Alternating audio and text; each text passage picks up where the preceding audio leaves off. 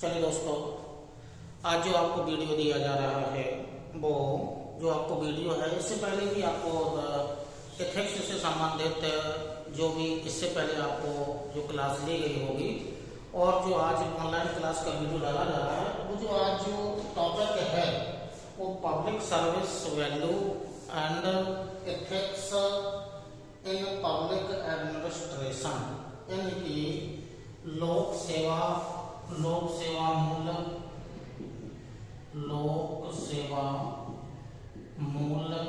Plus लोक प्रशासन में नीति, यानी कि नीति लोक प्रशासन में नीति।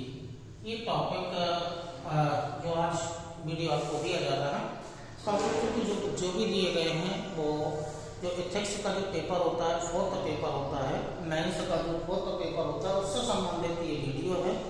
तो जो ये वीडियो में आपको जो वैल्यू होती है वो 3 टाइप्स की होती है। वैल्यू में देखिएगा, पहला जो वैल्यू होती है वो ह्यूमन वैल्यू होती है, यानी कि ह्यूमन वैल्यू होती है। ह्यूमन वैल्यू के अलावा जो होती है, जो मुख्य रूप से जो वैल्यू होती है वो सिविल सर्विस की वैल्यू होती है या फाउंडेशनल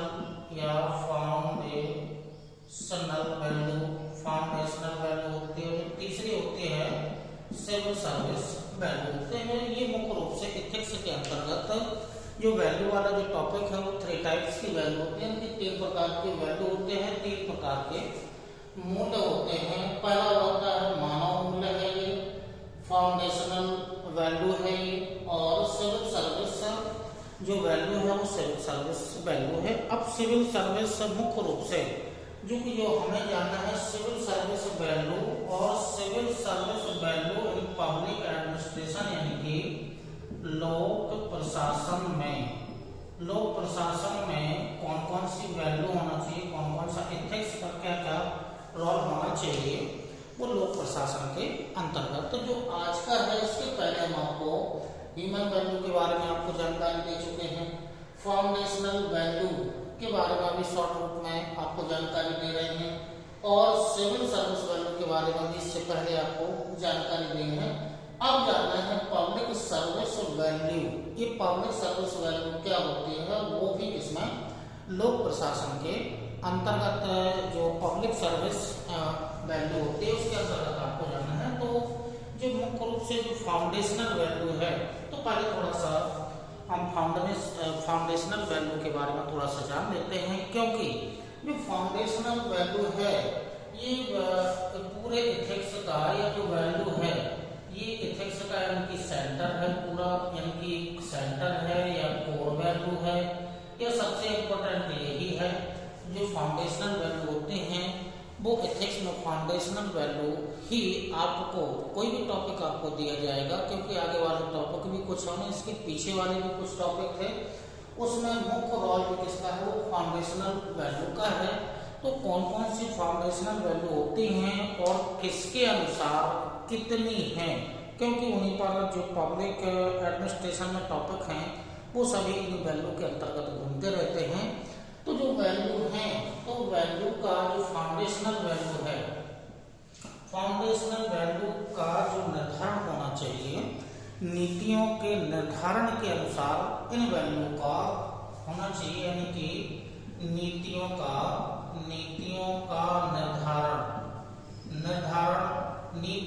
निर्धारण किस आधार पर होना चाहिए, ये वैल्यू है। मुख्य रूप से जो वैल्यू है, तो जो प्रारंभ में जो वैल्यू दी गई थी, वो जो मुख्य वैल्यू थी, वो जो प्रारंभ में वैल्यू दी गई थी वो कुछ वैल्यू हैं, जैसे अखंडता हो गया है, अखंडता एक वैल्यू है।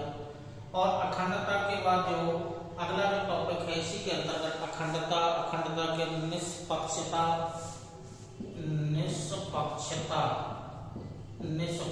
हो गया है। निष्पक्षता के अलावा जो आगे वाला जो सहिष्णुता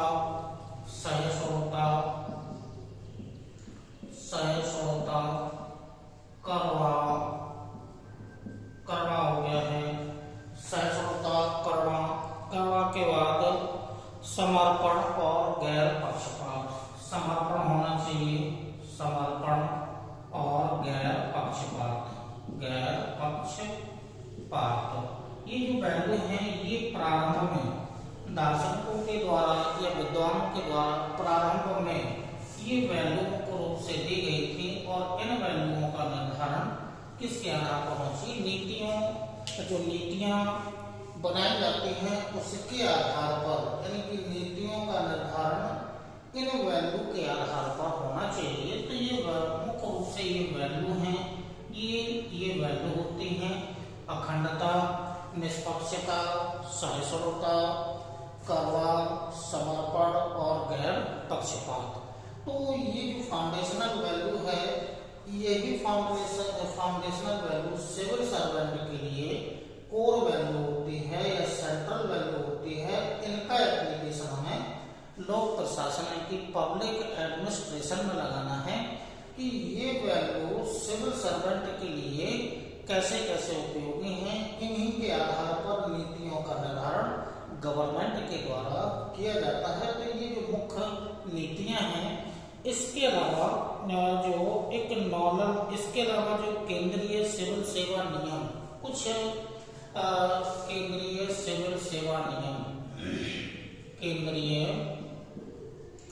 सिविल सेवा नियम 1963 के अनुसार और प्लस अखिल भारतीय सेवा 1968, अखिल भारतीय सेवा 1968 के अनुसार नीतियों का या जो वैल्यू है इनका निर्धारण किया गया था। तो इनके अनुसार मुख्य रूप से यहाँ जो वैल्यू दी गई है, इन वैल्यूओं में जो वैल्यू दी गई है इनमें दो वैल्यूओं को और बढ़ाया गया था। एक वैल्यू था ईमानदारी और दूसरी जो वैल्यू थे वो कर्तव्य। इन दो वैल्यूओं का, यानी कि ये जो भारतीय प्रशासनिक सेवा के संबंध में जो नियम कानून बनाए गए थे उससे संबंधित, ये तो बेसिक है, ये तो परंपरागत वैल्यू हैं। ये वैल्यू तो मुख्य रहेंगी, कोर रहेंगी, सेंटर में रहेंगी, लेकिन भारतीय जो केंद्रीय सिविल सेवा नियम 1963 के अनुसार और अखिल भारतीय सेवा 1968 के अनुसार दो वैल्यू और जोड़ी गई थी। इन वैल्यूओं के अलावा इसमें एक ईमानदारी और दूसरा कर्तव्य को भी जोड़ा गया था। तो ये मुख्य वैल्यू हैं, ये वैल्यू हैं। लेकिन जो एक नॉलन समिति, एक समिति बनाई गई थी, नॉलन समिति के अनुसार, ये नॉलन समिति जो बनाई गई थी वो 1995 में एक समिति बनाई गई थी, नॉलन समिति, और इस समिति ने अपनी रिपोर्ट दी थी और रिपोर्ट के आधार पर ये जो वैल्यू दी गई हैं, इन वैल्यूओं के अलावा जो नॉलन समिति के अनुसार है उसके अनुसार जो मुख्य रूप से ये तो हैं ही, इनके अलावा निस्वार्थता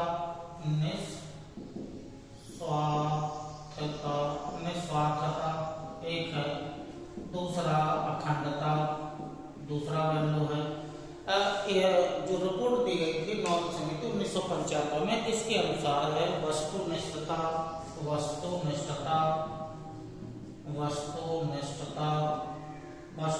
के अलावा गैर पक्षपात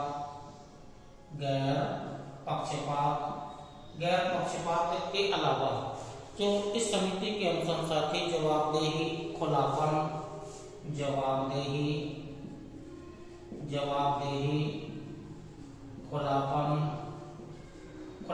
अलावा जवाबदेही, खुलापन, ईमानदारी और नेतृत्व,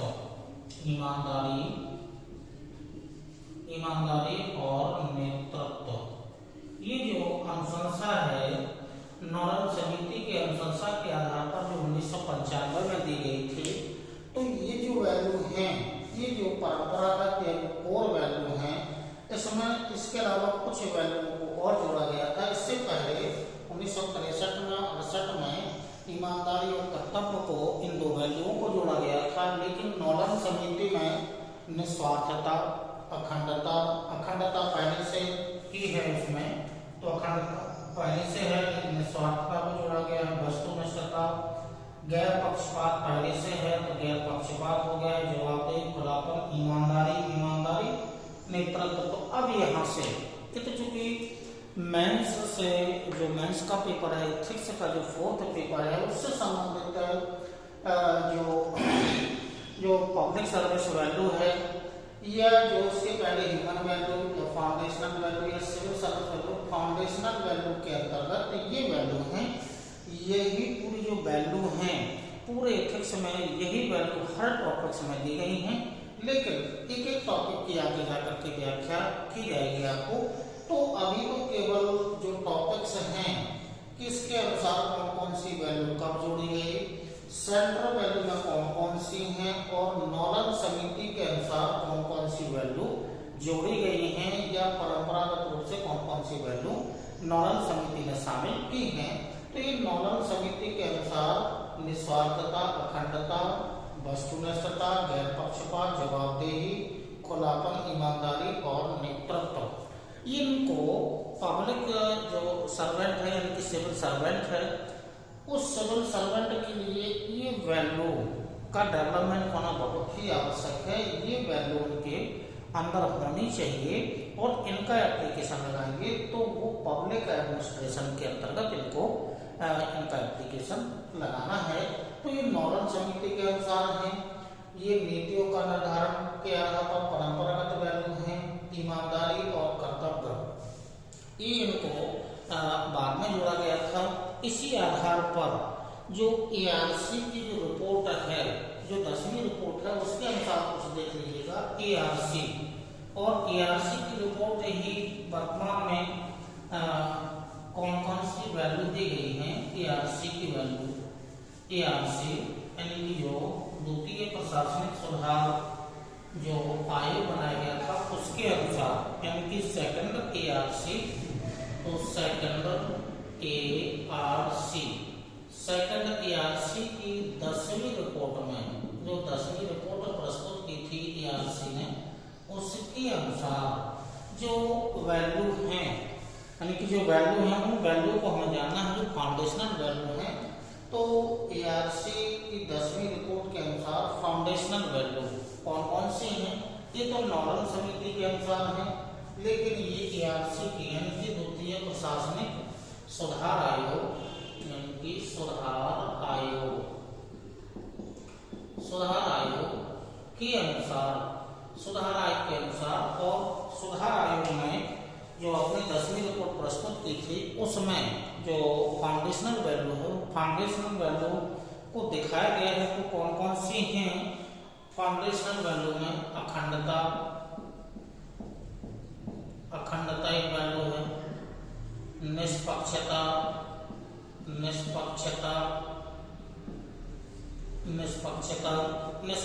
के अलावा गैर पक्षपात,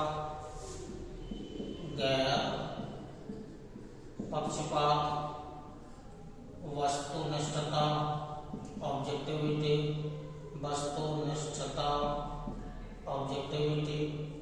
और वस्तुनिष्ठता के अलावा जनसेवा के प्रति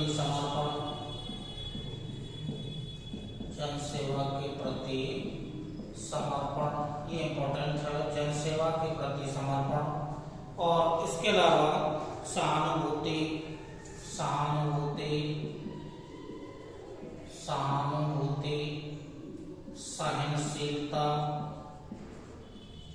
सहनशीलता, और लास्ट में जो ARC की रिपोर्ट में जोड़ा है वो है करुणा। तो ये जो वैल्यू हैं 1 2 3 4 5 6 7 8, जो 8 वैल्यू हैं, इस सिविल सर्वेंट में 8 वैल्यू का डेवलपमेंट होना चाहिए। तो जो 10वीं रिपोर्ट है ARC की, उसके अनुसार ये 8 वैल्यू हैं, जिसमें अखंडता, निष्पक्षता, गैर पक्षपात, वस्तुनिष्ठता, सहानुभूति, जनसेवा के प्रति समर्पण, सहनशीलता और करुणा, ये जो वैल्यू हैं ARC की 10वीं रिपोर्ट के अनुसार ये वैल्यू हैं। नॉलन समिति के अनुसार जो 1995 में दी गई थी ये वैल्यू हैं। तो कौन सी नॉलन समिति के अनुसार कौन कौन सी वैल्यू हैं, कौन सी नहीं है, और ARC की 10वीं रिपोर्ट के अनुसार जो 8 वैल्यू सर्वेंट के लिए तो ये वैल्यू यहाँ पर दी गई है। दोनों में कौन सी वैल्यू शामिल है, कौन सी किसके अनुसार दी गई है, यहाँ से प्रश्न बनने की संभावना प्री एग्जाम होता है उसमें इम्पोर्टेंट रहता है।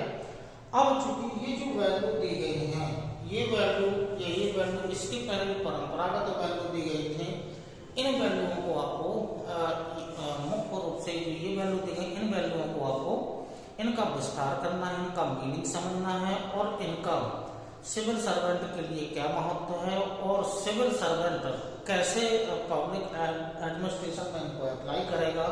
तो यही वैल्यू हैं जो पूरे एथिक्स में ये वैल्यू घूमती रहती हैं। कोई भी टॉपिक होगा, ये जो वैल्यू हैं सिविल सर्वेंट के लिए, यही वैल्यू हर टॉपिक के साथ जुड़ी होंगी, इन्हीं का विस्तार होगा आगे। अब एक जो सिविल सर्वेंट है वो कैसे एप्लीकेशन इनका लगाता है, या इससे या फिर जो परीक्षार्थी होते हैं वो मेंस पेपर में इन वैल्यू को अपने अपने ढंग से लिखते हैं, अपना अपना एग्जाम्पल देते हैं, तर्क के अनुसार देते हैं।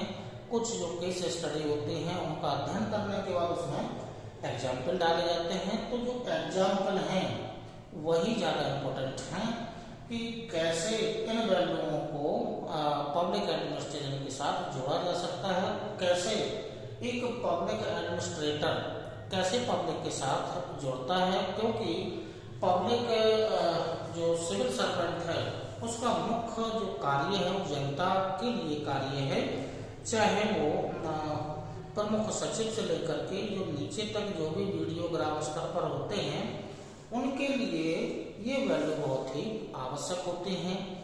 कैसे एक सिविल सर्वेंट अपने अधीनस्थ के साथ में कैसे व्यवहार करता है, जनता के प्रति कैसे व्यवहार करता है, वर्तमान समय में जो टेक्नोलॉजी का समय है उसमें अपने आप को कैसे सिविल सर्वेंट समायोजित कर सकता है, या जो वर्तमान की जो पॉलिटिक्स है उसके साथ कैसे एक सिविल सर्वेंट अपने आप को समायोजित करता है। तो इन वैल्यूओं का डेवलपमेंट कैसे किया जाए और सिविल सर्वेंट कैसे अपने आप को जनता के समक्ष प्रस्तुत करता है। तो ये वैल्यू जो आपको बताई गई है, ह्यूमन वैल्यू पहले आपको कभी पढ़ा दी गई होंगी। इसके बाद जो फाउंडेशनल वैल्यू है ये है, सिविल सर्वेंट के लिए वैल्यू भी आपको पहले कभी पढ़ा दिया गया होगा। आज जो मुख्य रूप से टॉपिक आपको दिया गया है फाउंडेशनल वैल्यू, जो फाउंडेशनल वैल्यू है यही वैल्यू हर टॉपिक में जुड़ी है। तो हमने आपको यहाँ पर डायग्राम या वीडियो के माध्यम से दिया जा रहा है। अब जो टॉपिक है वो पब्लिक सर्विस वैल्यू।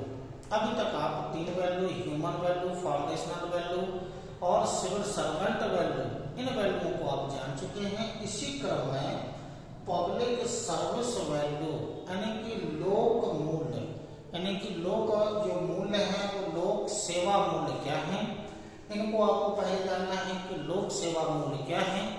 और लोक सेवा मूल्यों को हमें जोड़ना है लोक सेवा में जो नीति शास्त्र या नीतियां हैं उनको हमें एथिक्स एंड पब्लिक एडमिनिस्ट्रेशन में इसको जोड़ना है। तो इसी क्रम में जो आगे आपको जो जानकारी दी जा रही है वो आगे देखिएगा। पब्लिक जो लोक सेवा के मूल्य हैं, लोक सेवा मूल्यों के अंतर्गत मुख्य रूप से 4 मूल्य आते हैं। और 4 मूल्य यदि आपको मेंस के पेपर में यदि आप लिखना चाहें तो पूरी लिखने की कोई आवश्यकता नहीं, आप डायग्राम के माध्यम से इन वैल्यू को दिखाइएगा। तो जो पब्लिक सर्विस वैल्यू है, पब्लिक सर्विस वैल्यू है, इसको कौन कौन सी वैल्यू है पब्लिक सर्विस वैल्यू, जो पब्लिक सर्विस वैल्यू है उन वैल्यूओं में कैसे कैसे एक जो सिविल सर्वेंट होता है वो कैसे जनता के समक्ष जनता के प्रति कार्य करता है। तो जो पहली वैल्यू है, ऐसे आप डायग्राम के माध्यम से यानी कि public service value, public service value, इस पब्लिक सर्विस वैल्यू को आप ऐसे डायग्राम के माध्यम से ऐसे शॉर्ट रूप में उसको दर्शा सकते हैं कि कौन कौन सी वैल्यू हैं। तो मुख्य रूप से 4 जो पब्लिक सर्विस वैल्यू है वो मुख्य रूप से 4 प्रकार से होती हैं। पहला तो होता है लोकतांत्रिक, यानी कि डेमोक्रेटिक वैल्यू होती है, डेमोक्रेटिक वैल्यू होती है, यानी कि लोकतांत्रिक वैल्यू होती है, लोकतांत्रिक वैल्यू होती है या मूल्य होता है, लोकतांत्रिक मूल्य होता है। तो दूसरा होता है वो व्यवसायिक वैल्यू होती है, व्यवसायिक वैल्यू होती है या मूल्य होते हैं। और जो तीसरी जो व्यवसायिक मूल्य होती है प्रोफेशनल, यानी कि प्रोफेशनल वैल्यू होती है। और प्रोफेशनल वैल्यू के अलावा नैतिक मूल्य, यानी कि इथिकल वैल्यू होती है, यानी कि नैतिक मूल्य या इथिकल वैल्यू होती है। और जो लास्ट में जो चौथी वैल्यू होती है वो पब्लिक सर्विस वैल्यू के अंतर्गत जो चौथी वैल्यू होती है वो सार्वजनिक मूल्य होती है, यानी कि पब्लिक या सार्वजनिक मूल्य होते हैं या पब्लिक जो सार्वजनिक होते हैं पब्लिक वैल्यू होती है। तो ये चार प्रकार के मूल्य हैं, यानी कि जो पब्लिक सर्विस वैल्यू के अंतर्गत ये चार प्रकार के आते हैं। डेमोक्रेटिक वैल्यू क्या होती है, प्रोफेशनल वैल्यू क्या होती है या व्यवसायिक मूल्य क्या होते हैं, नैतिक मूल्य इथिकल वैल्यू कौन कौन सी हैं, पब्लिक वैल्यू कौन कौन सी हैं। तो ये जो चार प्रकार की वैल्यू हैं, इन वैल्यू के अंतर्गत कौन कौन से, क्योंकि यहाँ पर जो वर्गीकरण किया गया है वो चार प्रकार से किया गया है, democratic, professional, ethical and public value. अब इसके अंतर्गत क्या क्या आता है वो यहाँ पर आपको शॉर्ट रूप में दर्शा दिए जा रहे हैं। तो जो इसके पहले जो फाउंडेशनल वैल्यू आपको बताई गई थी, इन फाउंडेशनल वैल्यू के ही इसमें समाहित होंगी। तो जो डेमोक्रेटिक, क्योंकि भारत क्या है एक लोकतांत्रिक देश है, विश्व का सबसे बड़ा लोकतांत्रिक देश है, तो भारत में जो डेमोक्रेटिक वैल्यू है संविधान के अनुसार जो वैल्यू है, सिविल सर्वेंट को संविधान के अनुरूप कार्य करना होता है। तो उसके लिए कौन कौन सी वैल्यू, डेमोक्रेटिक वैल्यू कौन कौन सी हैं। तो डेमोक्रेटिक वैल्यू के अंतर्गत ईमानदारी, पहली जो वैल्यू है वो ईमानदारी,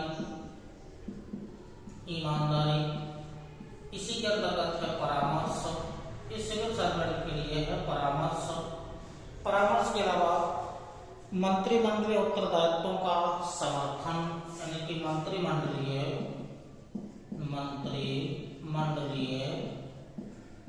उत्तरदायित्वों का समर्थन। अब इनको आप समझ लीजिएगा थोड़ा सा एग्जाम्पल के माध्यम से। तो जो डेमोक्रेटिक वैल्यू है, जो संविधान के अनुरूप जो वैल्यू हैं, उसमें है ईमानदारी, एंटी ऑनेस्टी, परामर्शदाता, मंत्रिमंडलीय उत्तरदायित्व का समर्थन। ये तीन वैल्यू डेमोक्रेटिक वैल्यू के अंतर्गत दी गई हैं। तो जो ईमानदारी है, आप जानते ही हैं कि ईमानदारी, ऑनेस्टी क्या होती है। आगे वाला जो टॉपिक है, प्रोबेटी वाला जो टॉपिक है, उसमें प्रोबेटी का मतलब ईमानदारी से है। ये जो यहाँ पर आपको शॉर्ट में वैल्यू दिखाई जा रही हैं, इनका विस्तार आगे जाकर के होगा। तो ईमानदारी यानी कि जो एक लोक सेवक है, लोक सर्वेंट है या सिविल सर्वेंट है, उसको ईमानदार होना चाहिए, अपने काम के प्रति ईमानदार होना चाहिए, जनता के प्रति ईमानदार होना चाहिए, अपने कर्तव्यों के प्रति ईमानदार होना चाहिए। तो ये ईमानदारी, इसका विस्तृत वर्णन आगे किया जाएगा। जो दूसरा शब्द है परामर्श, यानी कि परामर्शदाता, जो सिविल सर्वेंट होते हैं, चूंकि नीतियों का जो निर्माण होता है मंत्रिमंडल के द्वारा, जो कैबिनेट स्तरीय यानी कि मंत्रिमंडल होता है, उनके द्वारा नीतियों का निर्माण जनता के लिए किया जाता है। तो उसमें पब्लिक सर्वेंट की भूमिका सबसे महत्वपूर्ण होती है। तो एक अच्छा परामर्शदाता होना चाहिए ताकि नीतियों का निर्धारण ठीक तरीके से किया जा सके। तो एक पब्लिक यानी कि सिविल सर्वेंट को एक परामर्शदाता होना चाहिए, उच्च गुणवत्ता वाला परामर्शदाता होना चाहिए, ताकि जो सरकार होती है, सरकार ठीक तरीके से नियम कानूनों का निर्माण कर सके, जनता के लिए उनके अनुरूप नीतियों का निर्माण किया जा सके, तो ये परामर्श अच्छा परामर्शदाता होना चाहिए। मंत्रिमंडलीय उत्तरदायित्वों का समर्थन, ये समर्थन शब्द है।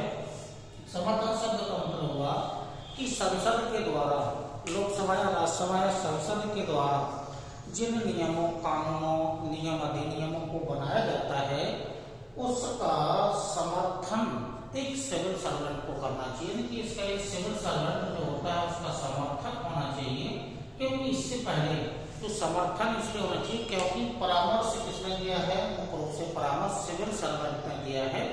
जो उच्च जो पदस्थ अधिकारी होते हैं, यानी जो कैबिनेट सचिव से लेकर के जो अन्य मंत्रालयों के सचिव होते हैं, मुख्य परामर्शदाता होते हैं अपने मंत्रिमंडल के मंत्रियों के।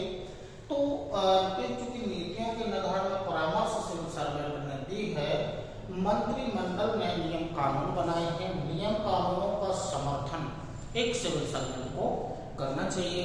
मतलब जो नीतियों का निर्माण जो मंत्रिमंडल ने किया है उसका समर्थन किया जाना चाहिए सिविल सर्वेंट के द्वारा, न कि उसका समर्थन या विरोधी नहीं होना चाहिए। कि सरकार ने कोई नियम कानून बनाया है तो उसका विरोध करने वाला कोई सिविल सर्वेंट हो, ऐसा नहीं होना चाहिए। तो नीतियों का निर्धारण करने के लिए जो भी सिविल सर्वेंट जो होते हैं उनका एक अच्छा समर्थक होना चाहिए कि हाँ, गवर्नमेंट ने जो भी नीतियां बनाई हैं उनका समर्थन, या जो जनता के लिए जो भी नियम कानून बनाए गए हैं वो उचित हैं, जनता के लिए उपयोगी हैं, जनता के लिए लाभदायक हैं, उनकी वेलफेयर है, कल्याणकारी हैं। जो भी नियम कानून बनाए गए हों जनता के हित में बनाए गए होंगे, उनकी कल्याणकारी हैं। तो एक सिविल सर्वेंट को मंत्रिमंडल उत्तरदायित्वों का समर्थक होना चाहिए, ना कि विरोधी होना चाहिए। तो ईमानदारी, परामर्शदाता और समर्थक, ये जो तीन वैल्यू आई हैं वो डेमोक्रेटिक वैल्यू के अंतर्गत हैं। अब उसके बाद आइएगा जो प्रोफेशनल जो या जो व्यवसायिक जो मूल्य होते हैं, प्रोफेशनल जो वैल्यू होती हैं, इसके अंतर्गत संविधान के प्रति निष्ठा, इसके अंतर्गत जो पहलू है संविधान के प्रति निष्ठा, ये निष्ठावान होना चाहिए, संविधान के प्रति निष्ठा होनी चाहिए। इसी में आगे राजनीति में तटस्थता, राजनीति में तटस्थता, राजनीति में तटस्थता, राजनीति में तटस्थता। इसके अलावा धन का या सार्वजनिक धन का सही उपयोग,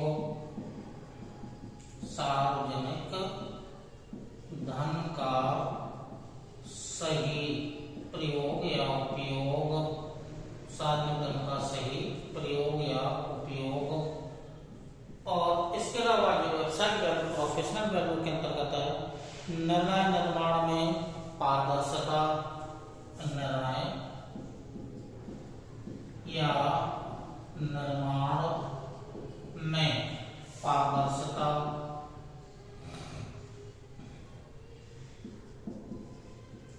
पारदर्शिता और जवाबदेही, ये जो वैल्यू हैं, इन वैल्यूओं को रखा गया है व्यवसायिक प्रोफेशनल वैल्यू के अंतर्गत इनको रखा गया है। तो ये जो वैल्यू है वो डेमोक्रेटिक वैल्यू है, ये जो वैल्यू हैं ये प्रोफेशनल वैल्यू है। देखिए, संविधान के प्रति निष्ठा होनी चाहिए, यानी कि जितने जो भी सिविल सर्वेंट हैं उनको संविधान के अनुरूप कार्य करना होता है। तो जो भी नियम कानून बनाए जाते हैं वो संविधान के अनुरूप ही बनाए जाते हैं।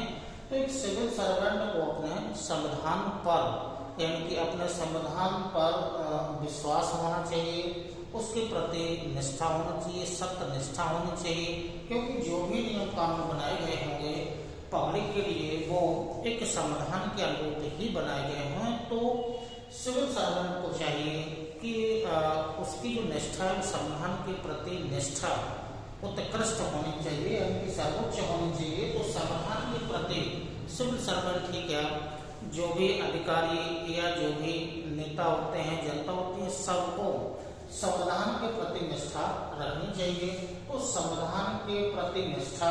दूसरा, राजनीति में तटस्थता, क्योंकि सिविल सर्वेंट, राजनीति में तटस्थता का मतलब होगा कि जो सिविल सर्वेंट होते हैं वो एक प्रकार से डेमोक्रेटिक का पिलर होते हैं।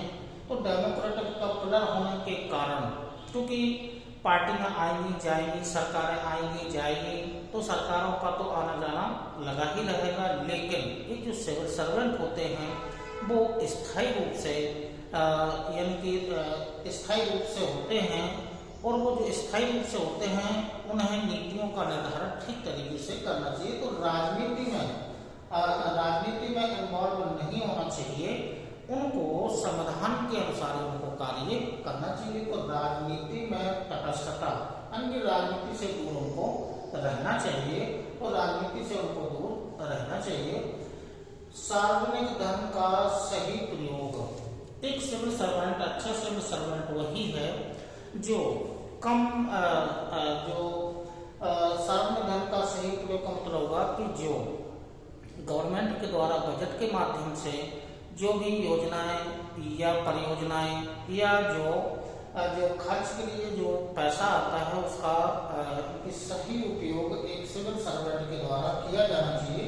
तो सार्वजनिक धन का सही प्रयोग, सार्वजनिक धन का मतलब होगा कि एक ईमानदार जो सर्वेंट होता है, योजना लाभार्थी को मिलनी चाहिए, जो योजनाओं का लाभ है जो पात्र व्यक्ति को ही मिलना चाहिए, अपात्र को नहीं मिलना चाहिए, ये जवाबदेही एक सिविल सर्वेंट की होनी चाहिए। तो सार्वजनिक धन का सही उपयोग, जिसके लिए पैसा आया है उसी के पास पहुंचे, और जितना पैसा आया है उतना उस व्यक्ति तक पहुंचे, लाभार्थी तक पहुंचे, यही सिविल सर्वेंट के लिए एक पब्लिक वैल्यू है, पब्लिक सर्वेंट वैल्यू है।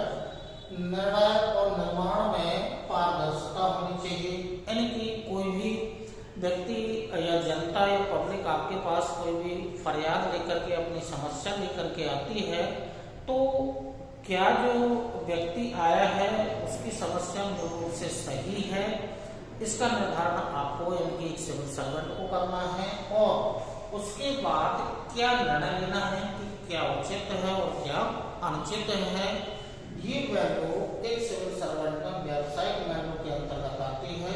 पारदर्शिता होनी चाहिए, ये वाला टॉपिक है, पारदर्शिता और जवाबदेही। ठीक है, तो ये प्रतिनिष्ठा हो गया है, पारदर्शिता हो गया है, जवाबदेही हो गया है। तो निष्ठा, पारदर्शिता और जवाबदेही ये मुख्य रूप से जो वैल्यू हैं ये व्यवसाय के वैल्यू के अंतर्गत आती हैं। तो शब्दों से आप कुछ समझ रहे होंगे, कुछ अर्थ इनका निकाल ले रहे होंगे, लेकिन मेंस में लिखने का तरीका अपना अपना अलग होगा। संविधान के प्रति निष्ठा में कोई अपना अलग एग्जाम्पल देगा, राजनीति में तटस्थता के प्रति कोई अपना एग्जाम्पल अलग देगा, पारदर्शिता में, जवाबदेही में, निर्णय और नीति निर्माण में लिखने में जो एग्जाम्पल होते हैं सबके अलग अलग हो सकते हैं, अपना अपना एग्जाम्पल दे सकते हैं, लेकिन ये जो वैल्यू रहेंगी ये वैल्यू यही रहेंगी। तो ये पब्लिक सर्विस वैल्यू के अंतर्गत व्यवसायिक वैल्यू हो गई है। इसके अलावा आगे वाली जो वैल्यू है वो नैतिक मूल्य है, यानी कि एथिकल वैल्यू है, और एथिकल वैल्यू ही सबसे ज्यादा इम्पोर्टेंट होती है। तो इसमें कर्तव्य परायणता, नैतिक मूल्यों के अंतर्गत कर्तव्य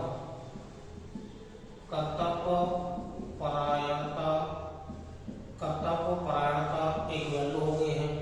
इसके अलावा जो दूसरी वैल्यू है, लोगों की उन्नति के लिए अच्छा शासन, लोगों की उन्नति के लिए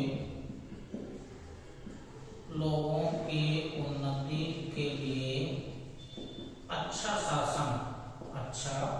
शासन ये दूसरी वैल्यू हो गई है।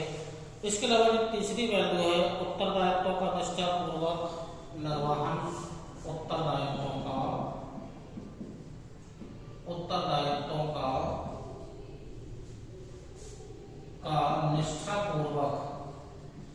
निष्ठापूर्वक निर्वहन या निभाना हो जाएगा। इसके अलावा जो अगली वैल्यू है, उद्देश्य उद्देश्यपूर्ण और निष्पक्ष कार्य पद्धति, उद्देश्यपूर्ण प्लस निष्पक्ष कार्य पद्धति होना चाहिए, कार्य पद्धति होना चाहिए। इसके अलावा जो प्रत्येक निर्णय सार्वजनिक हित में हो, यानी कि जो निर्णय हो वो सार्वजनिक हित में हो, निर्णय सार्वजनिक हित में हो, ये वैल्यू है। इसके अलावा कमजोर वर्ग के प्रति सहानुभूति इंपॉर्टेंट है। कमजोर वर्ग के प्रति सहानुभूति, तो ये जो प्रमुख जो वैल्यू हैं, ये जो वैल्यू दी गई हैं, ये एथिक्स के अंतर्गत वैल्यू हैं और एथिक्स की मुख्य जो एथिक्स की वैल्यू है वही ज्यादा इंपॉर्टेंट वैल्यू है। तो इसमें जो मुख्य रूप से वैल्यू दी गई हैं उनको थोड़ा सा समझ लीजिएगा। कर्तव्य के प्रति आप निष्ठावान होना चाहिए, यानी कि आपको जो ड्यूटी दी गई है संविधान के अनुरूप, जो भी ड्यूटी दी गई है नियम के अनुसार जो भी आपको दी गई, या जो आपका ड्यूटी है जनता के प्रति आपकी जो ड्यूटी है उसके प्रति आपको निष्ठावान होना चाहिए। एक सिविल सर्वेंट का दायित्व यही है, यानी कि कर्तव्य परायणता होना चाहिए, अपने कार्य के प्रति निष्ठावान होना चाहिए। आपको ये नहीं मानना चाहिए कि नहीं हम तो एक सिविल सर्वेंट हैं, हम तो एक लोक सेवक हैं, हमारे पास गाड़ी है, घोड़ा है, बंगला है, सब कुछ है, तो मतलब ये उच्च भावना को अपने मन में नहीं रखिएगा। आपको जो दायित्व दिया गया है कि आपको मुख्य रूप से कार्य करना है, जनता के प्रति आपको कार्य करना है, संविधान के अनुरूप आपको कार्य करना है, तो ड्यूटी के प्रति आपको सजग होना चाहिए। एक सिविल सर्वेंट के लिए लोगों की उन्नति के लिए अच्छा शासन होना चाहिए। यदि जो उच्च अधिकारी हैं, आपको जो भी कार्य दिया जा रहा है उच्च अधिकारियों के माध्यम से आपको जो भी कार्य दिया जा रहा है, आपका ये कर्तव्य होना चाहिए कि जो भी आपको कार्य दिया गया है वो कार्य तो आपको करना ही है, लेकिन इससे अच्छा और कार्य हम क्या कर सकते हैं, तो लोगों की उन्नति के लिए अच्छा शासन, अच्छा शासन होना चाहिए। और अच्छा शासन कब होगा, जब आप अपनी ड्यूटी के प्रति कर्तव्य परायण होंगे, यदि कर्तव्य परायण होंगे तो लोगों की उन्नति के लिए अच्छा शासन आपको देना चाहिए। उत्तरदायित्वों का निष्ठापूर्वक निर्वहन किया जाना चाहिए। उद्देश्यपूर्ण और निष्पक्ष कार्य पद्धति आपकी होना चाहिए। निर्णय सार्वजनिक हित में होना चाहिए। और इम्पोर्टेंट टॉपिक है कमजोर वर्ग के प्रति आपकी सहानुभूति होनी चाहिए। यदि गरीब जनता की पहुंच आप तक नहीं है तो आप गांव क्षेत्र में जाकर के जनता की समस्याओं का समाधान, जनता की समस्याओं को सुन सकते हैं, उनका समाधान कर सकते हैं। क्योंकि क्या है कि जो वर्तमान में है कि वर्तमान में टेक्नोलॉजी का विस्तार तो हो ही चुका है, तो जो कमजोर वर्ग के प्रति आपकी सहानुभूति होनी चाहिए। यदि कोई गरीब व्यक्ति आपके ऑफिस में आया है तो सबसे पहले प्राथमिकता उस गरीब व्यक्ति को दी जानी चाहिए।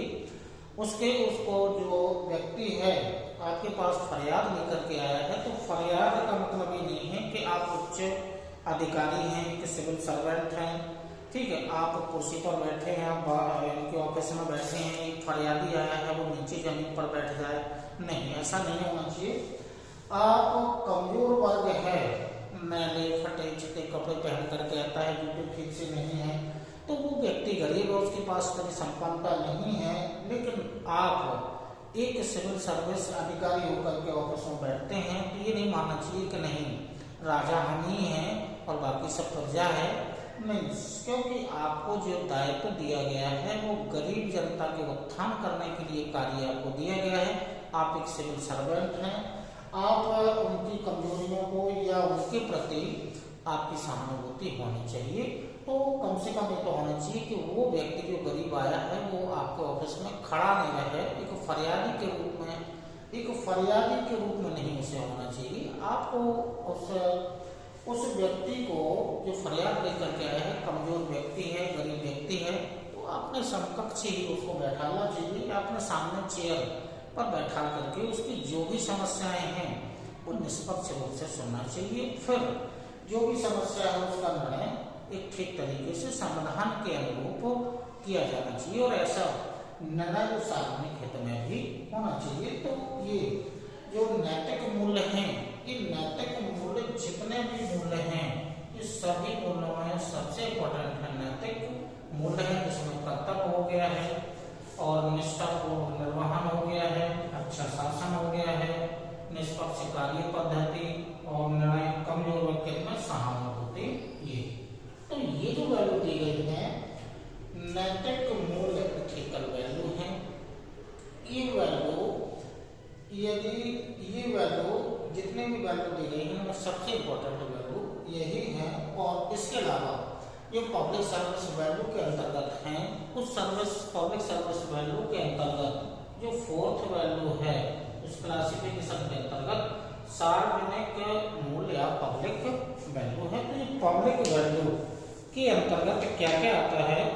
नियुक्ति संबंधी निर्णय योग्यता, यानी कि निर्णय योग्यता होनी चाहिए, निर्णय योग्यता और किसमें नियुक्तियों में निर्णय योग्यता होनी चाहिए। कार्य निष्पादन में सहभागिता होना चाहिए, यानी कि कार्य निष्पादन इम्पोर्टेंट है, कार्य निष्पादन में सहभागिता ये भी इम्पोर्टेंट है, सहभागिता इम्पोर्टेंट है। और लास्ट में जो है वो पारदर्शिता, सहयोग और संचार। पारदर्शिता हो गया है,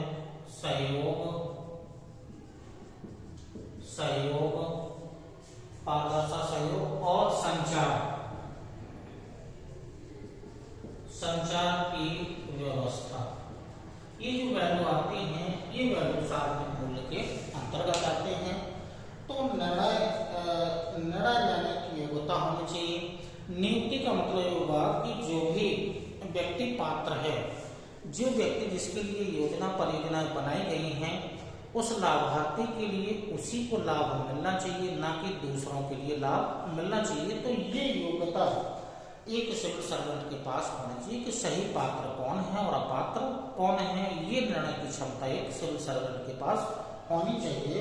फिर अगला है उसमें कार्य पद्धति, कार्य निष्पादन में सहभागिता। क्योंकि वर्तमान समय में कार्य पद्धति का विस्तार बहुत ज्यादा हो गया है, तो कार्य पद्धति का निष्पादन बहुत जरूरी होता है, यानी कि काम जितने कम समय में किया जा सके, योजना परियोजनाओं को निम्न स्तर तक कम समय में पहुंचाना और सही लाभार्थी को लाभ देना। और कार्य निष्पादन में सहभागिता का मतलब है आप यानी कि एक सिविल सर्वेंट अपने अधीनस्थों के माध्यम से उनकी सहभागिता के माध्यम से कार्य पद्धति को उत्कृष्ट बना सकता है या कम समय में उससे लागू यानी कि कम समय में कार्य को निपटाया जा सकता है। तो कार्य निष्पादन में सहभागिता, सहयोग की भावना होनी चाहिए, संचार की उचित व्यवस्था यानी कि संचार और संचार परिवहन, इन दोनों की उचित व्यवस्था। ठीक है, मतलब कोई भी काम यदि आप मुख्यालय से यानी कि जिला स्तर से किसी गांव क्षेत्र में जाना है और सूचना का सही इनको उपयोग होना चाहिए और साथ में परिवहन की उचित व्यवस्था होनी चाहिए ताकि दूर दराज के गांव में कम समय में पहुंचा जा सके। क्योंकि एक सिविल सर्वेंट पर जो बोझ होता है बहुत ही ज्यादा बोझ होता है, तो उसके लिए कम समय में अधिक दूरी को तय करके और संचार के माध्यम से कार्य को ठीक तरीके से निष्पादन करना चाहिए। तो ये जो पब्लिक सर्विस वैल्यू हो गए हैं, लोकतांत्रिक मूल्य, व्यावसायिक मूल्य, नैतिक मूल्य, सार्वजनिक मूल्य। तो क्या है कि ये वैल्यू हैं, ये पूरे एथिक्स का जो है एथिक्स में घूमती रहेंगे, कहाँ किसको कैसे अप्लाई करना है। तो ऐसे मैथ्स में आप ऐसे डायग्राम के माध्यम से इन वैल्यूओं को दर्शा सकते हैं। तो कम कम समय में और अधिक मटेरियल को दिया जा सकता है। तो मैं इसमें आप ऐसे डायग्राम को बना करके दिखा सकते हैं। तो ये अभी पब्लिक सर्विस वैल्यू हुई है, तो प्लस करके एथिक्स इन पब्लिक एडमिनिस्ट्रेशन। तो एथिक्स इन पब्लिक एडमिनिस्ट्रेशन में आगे देखते हैं क्या है एथिक्स इन पब्लिक एडमिनिस्ट्रेशन। तो ethics in public administration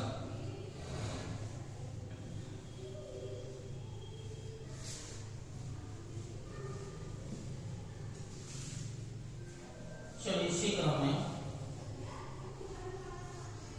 ethics in public administration ये आते हैं। Ethics in public administration important है टॉपिक। तो पब्लिक एडमिनिस्ट्रेशन जो टॉपिक दिया गया है वो पब्लिक एडमिनिस्ट्रेशन है। ये पब्लिक एडमिनिस्ट्रेशन के पहले तो जानना है कि विशेषताएं क्या हो सकती हैं या कैरेक्टरिस्टिक क्या हो सकते हैं विशेषताएं। तो चलिए पहले बात कर लेते हैं लोक प्रशासन। लोक प्रशासन का मतलब हुआ कि जितने भी प्रशासनिक अधिकारी होते हैं, यानी कि जो कैबिनेट जो ऊपर से लेकर के नीचे जो कैबिनेट जो ऊपर से लेकर के यानी कि जो मंत्रिमंडल का जो सचिव होता है उनकी कैबिनेट सचिव, कैबिनेट सेक्रेटरी या सचिव, इसी के नीचे काम करते हैं उप सचिव, इसी के नीचे काम करते हैं अपर सचिव, अपर सचिव के नीचे काम करते हैं संयुक्त, इसके पहले संयुक्त सचिव कर दीजिएगा, इसके नीचे संयुक्त सचिव, उप सचिव, अपर सचिव, निदेशक, निदेशक के नीचे कार्य करते हैं जो कमिश्नर होते हैं, कमिश्नर, कमिश्नर के नीचे जो कार्य करते हैं वो डीएम करते हैं, जो डीडीओ हैं वो करते हैं डीडीओ, या इसके नीचे जो होते हैं वो एसडीएम और एसडीएम हुआ, ठीक है, और इसके नीचे एसडीएम हुआ, और भी जो कार्य होते हैं अधीनस्थ होते हैं। तो ये पूरा लोक प्रशासन है। ये लोक प्रशासनिक अधिकारी हैं, यानी कि जो भारत का जो सबसे बड़ा जो प्रशासनिक अधिकारी होता है वो कैबिनेट सचिव होता है, उसके नीचे संयुक्त सचिव, उप सचिव, अपर सचिव, निदेशक, कमिश्नर, और ऐसे करके हायरार्की होती है। तो ये जो है लोक प्रशासनिक अधिकारी हैं। ये लोक प्रशासनिक अधिकारियों के लिए कौन कौन सी विशेषताएं होनी चाहिए, तो उनके जो कैरेक्टरिस्टिक हैं, कैरेक्टरिस्टिक मुख्य रूप से आएगा। तो जो कैरेक्टरिस्टिक हैं, कैरेक्टरिस्टिक मुख्य रूप से 4 हैं, और चारों को कौन कौन से हैं, पॉलिटिकली राजनीतिक रूप से उदासीन होना चाहिए, यानी कि न्यूट्रल होना चाहिए, यानी कि पॉलिटिकली न्यूट्रल होना चाहिए, सामान्य जनता के प्रति समर्पित होना चाहिए, सामान्य जनता के प्रति समर्पित होना चाहिए।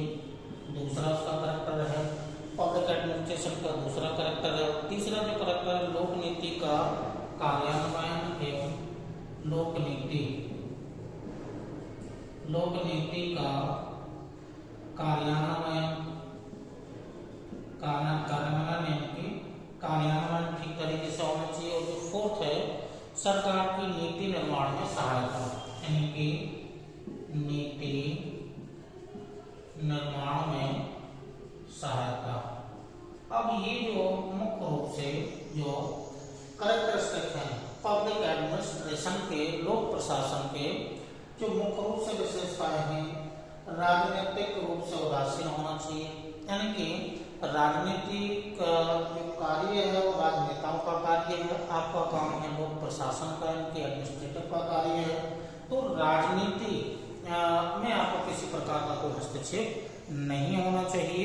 तो राजनीतिक रूप से आपको न्यूट्रल होना चाहिए, एक सिविल सर्वेंट के लिए एक न्यूट्रल होना चाहिए, और सामान्य जनता के प्रति समर्पित होना चाहिए, तो सामान्य जनता के प्रति समर्पित का भाव होना चाहिए, लोक नीति का कार्यान्वयन ठीक तरीके से किया जाना चाहिए और नीति निर्माण में आपकी सहायता मुख्य रूप से दी जानी चाहिए, क्योंकि नीतियों का निर्माण होता है तो कोई समस्या है वो निम्न स्तर पर समस्या होती है, ग्रामीण क्षेत्रों में होती है, शहरी क्षेत्रों में समस्या होती है।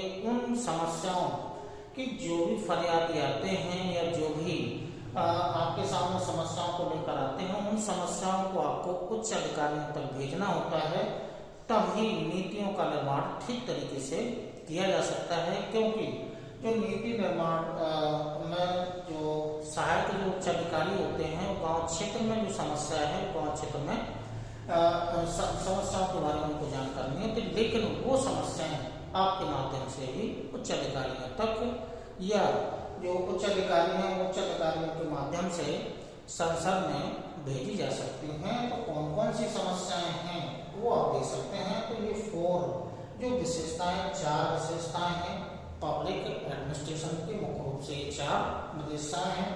राजनीतिक रूप से उदासीन, सामान्य जनता के प्रति समर्पण का भाव, लोक नीति कार्यों का क्रियान्वयन और नीति निर्माण में आपकी सहायता होनी चाहिए। तो ये कैरेक्टरिस्टिक हैं, इनके लिए ये कैरेक्टरिस्टिक हैं।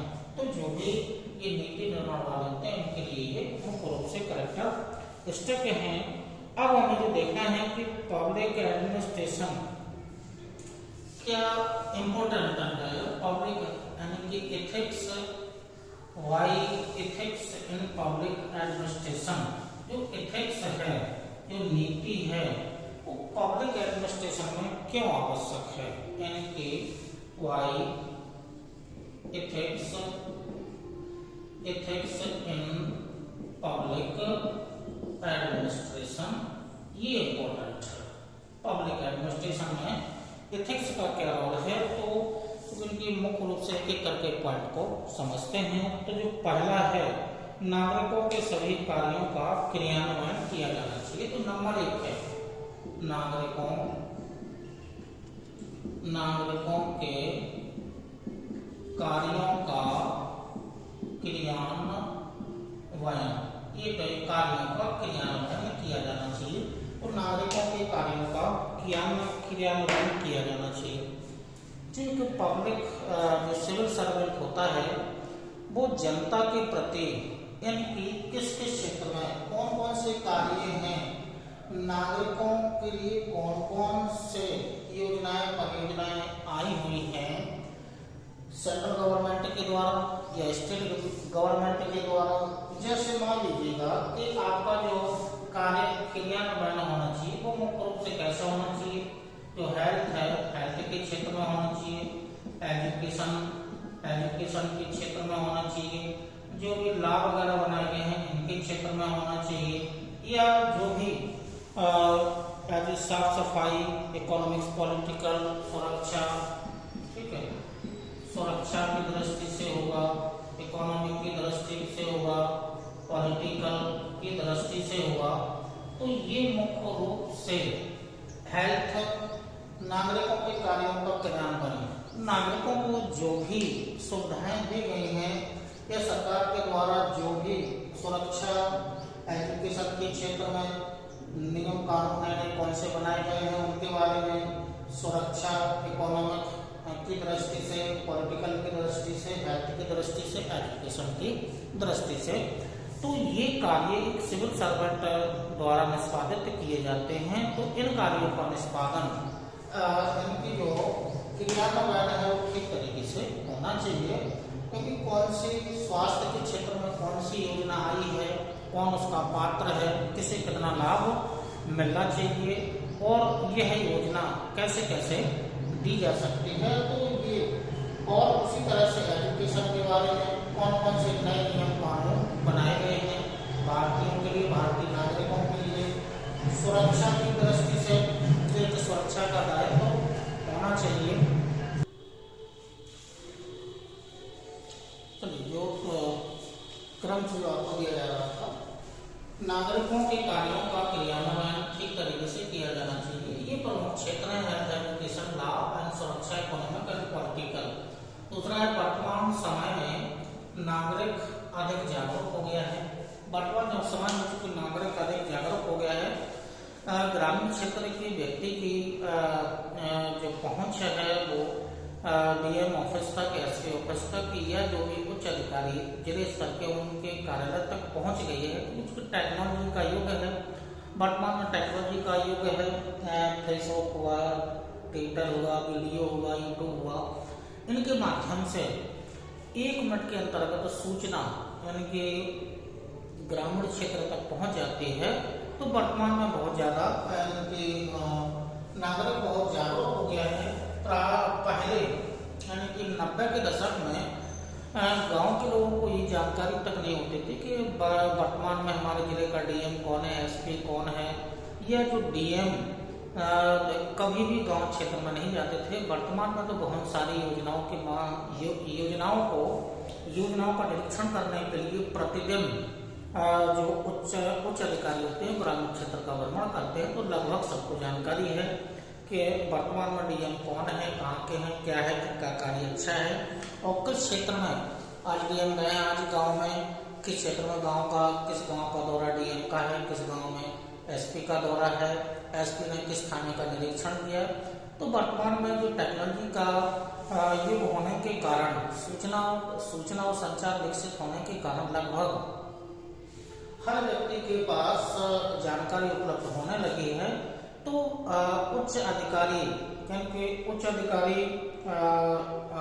भी यानी कि गलत कार्यों को करने से डरते भी हैं। क्योंकि ये है कि वर्तमान में तो कई ऐसी बहुत सारी न्यूज़ आती हैं कि किनका वीडियो बन गया, कौन रिश्वत लेते हुए पकड़े गए हैं। तो जनता भी वर्तमान में जागरूक हो चुकी है। तो वो कई अधिकारियों के वीडियो तक भी बना लेते हैं, तो इतने जागरूक हो गए हैं। तो ऐसे कार्य ये कठिन परिस्थिति है, यानी कि विपरीत परिस्थिति है। तो ऐसे में वर्तमान समय में नागरिक जागरूक हो गया है। तो ऐसे में एक सिविल सर्वेंट या पब्लिक एडमिनिस्ट्रेशन का कार्य कैसे होना चाहिए उसके बारे में सरकार की कार्यशीलता में अधिक भागीदारी हो चुकी है। तो सरकार की कार्यशीलता में भागीदारी अधिक हो चुकी है, क्योंकि जो उच्च अधिकारी होते हैं उनके माध्यम से, डीएम एसपी होते हैं उनके माध्यम से गांव में वर्तमान समय में जन चौपाल लगाई जाती हैं और समस्याओं का समाधान यानी कि समाधान दिवस के रूप में, मंगल दिवस के रूप में या गांव क्षेत्र में जाकर के डीएम साहब का, एसपी साहब का भ्रमण होता है, रात में वहीं रुकना होता है और जनता की समस्याओं को सुनना और उनका निराकरण यानी कि कार्यस्थल पर ऑन स्पॉट पर ही किया जाना। तो ये अधिक भागीदारी हो चुकी है। सामाजिक परंपरा में बदलाव, तो जो सामाजिक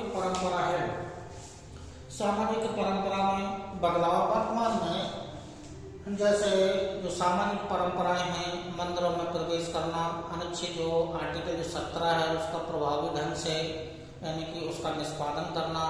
तो जो अनुच्छेद 17 है, जैसे केरल का जो सबरीमाला मंदिर है उसमें महिलाओं का प्रवेश अनुचित है, जबकि सर्वोच्च न्यायालय ने ये कहा है कि महिलाओं को अधिकार है कि महिलाओं का अधिकार है, मूल अधिकार है कि वो मंदिर में प्रवेश कर सकते हैं। लेकिन वहाँ के जो स्थानीय परंपरागत जो लोग हैं वो महिलाओं को प्रवेश नहीं देते हैं। तो ऐसी स्थिति में कि सर्वोच्च न्यायालय ने कहा है और ऐसी स्थिति में कैसे इनको प्रवेश दिलाया जाए, तो ये है 3 तलाक की जो समस्या थी।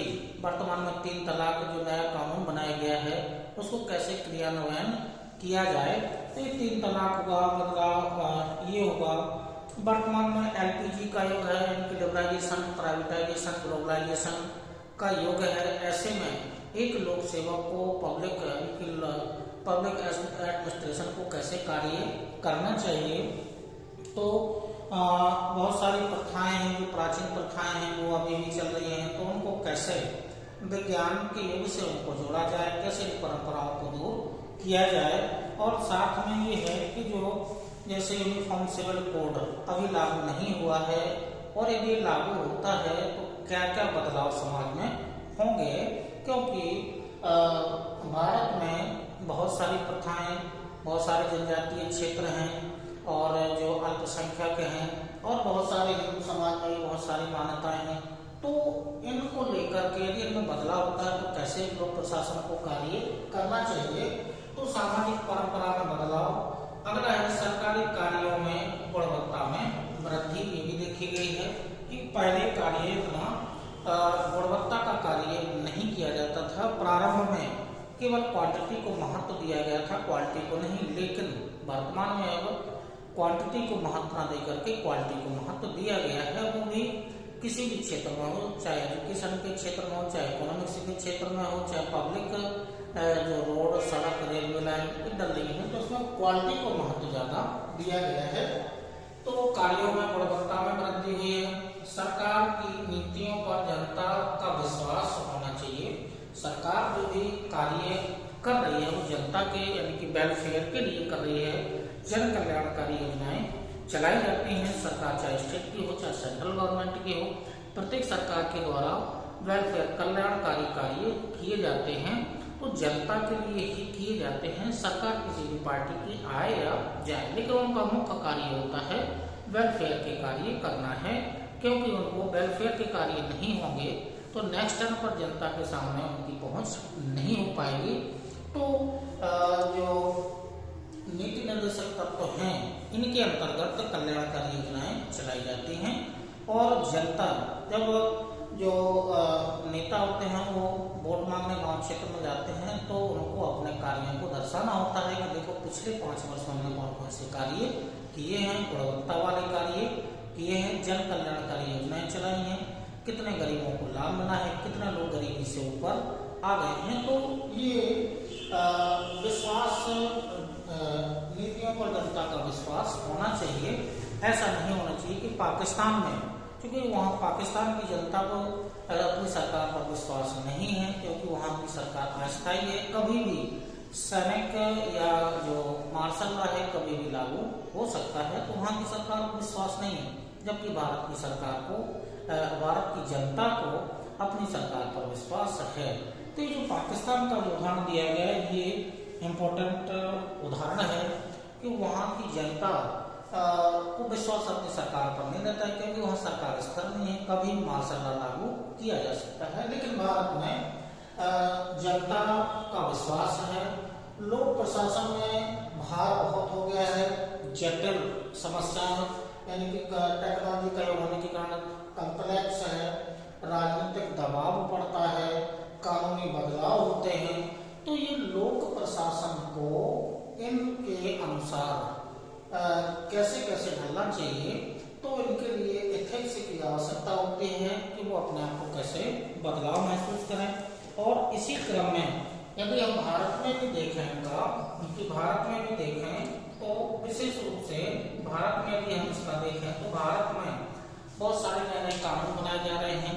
उन कानूनों का कैसे क्रियान्वयन हो, कैसे जनता के बीच इन कानूनों को रखा जाए। मल्टीपल बहुत सारे लॉ बनाए जा रहे हैं। हो सकता है कि कानून बनाया गया है, दो संस्थाओं के बीच में उसका विरोध हो जाए। साथ में भारत में एकता में अनेकता है, बहुत सारी कम्युनिटीज रहती हैं, इनके बीच एक लोक प्रशासक कैसे अपने कार्यों का निर्वहन करे ये मुख्य रूप से इम्पोर्टेंट है। और साथ में ये है कि जो सिविल सर्वेंट यानी कि पब्लिक एडमिनिस्ट्रेशन में इंफ्रास्ट्रक्चर कैसे कैसे डेवलप किया जाए।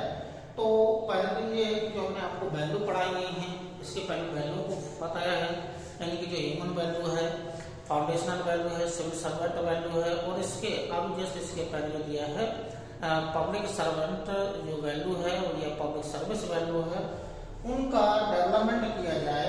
इसके साथ साथ में कॉन्स्टिट्यूशनल डेवलपमेंट किया जाए। जैसे केरल में केरल जो है वो वहाँ संविधान साक्षर एक जिला बन गया है। तो ऐसे ही संविधान की जानकारी हमारी जनता को होनी चाहिए। क्या क्या कौन से अधिकार हमें हैं, कौन से अधिकार सर्वोच्च न्यायालय को हैं, कौन से अधिकार मूल अधिकार हैं, क्या क्या है कौन से अधिकार सरकार को हैं। इनमें डिफरेंस होना चाहिए जनता के बीच, इनकी कॉन्स्टिट्यूशनल अवेयरनेस होनी चाहिए। कौन कोड ऑफ कंडक्ट होना चाहिए, कौन से हिंदू लॉ हैं, कौन से क्या क्या कानून हैं, इथिकल डेवलपमेंट होना चाहिए, पॉलिसी डिफाइन होना चाहिए। जो भी सरकार नीति का निर्माण करती है तो उसको स्पष्ट रूप से उसे डिफाइन किया जाना चाहिए, परिभाषित किया जाना चाहिए, किसके लिए कौन सा नियम कानून बनाया गया है। और ट्रेनिंग ये इम्पोर्टेंट है, प्रशिक्षण के माध्यम से लोक प्रशासन में इंफ्रास्ट्रक्चर डेवलप किया जा सकता है। ऑर्गेनाइजेशन वर्क क्लियर होना चाहिए। बाद में बहुत सारे इंस्टीट्यूट हैं, बहुत सारे संगठन हैं, किनका क्या कार्य है, किनका क्या दायित्व है, तो उनको डिफाइन या इनको डेवलपमेंट किया जाना चाहिए। और ट्रांसपेरेंसी पारदर्शिता का विकास होना चाहिए। तो ये मुख्य रूप से इंफ्रास्ट्रक्चर हैं। तो इंफ्रास्ट्रक्चर को डेवलप किया जा सकता है। तो लोक प्रशासन में जो public administration ethics and public value वाला जो आज आपको वीडियो दिया गया है, इसी क्रम में जो अगला वीडियो भी आपको दिया जाएगा। तो ये सब टॉपिक देखने से आपको लगता होगा सब एक ही पर पूरा वैल्यू सब वही, लेकिन वैल्यू तो इसीलिए हमने आपको फाउंडेशनल वैल्यू पहले क्लियर कर दी थी। लगेगा सब वैल्यू हर टॉपिक में शामिल है, लेकिन उनको एक एग्जाम्पल के माध्यम से आप मैथ्स में डायग्राम बना करके या एग्जाम्पल दे करके अपने आंसर को ठीक तरीके से आप लिख सकते हैं। तो आज का जो टॉपिक था public service value and ethics and public administration, इसी क्रम में कल जो भी नेक्स्ट वीडियो होगा इसी क्रम में आपको दिया जाएगा। तब तक के नमस्कार, धन्यवाद, जय।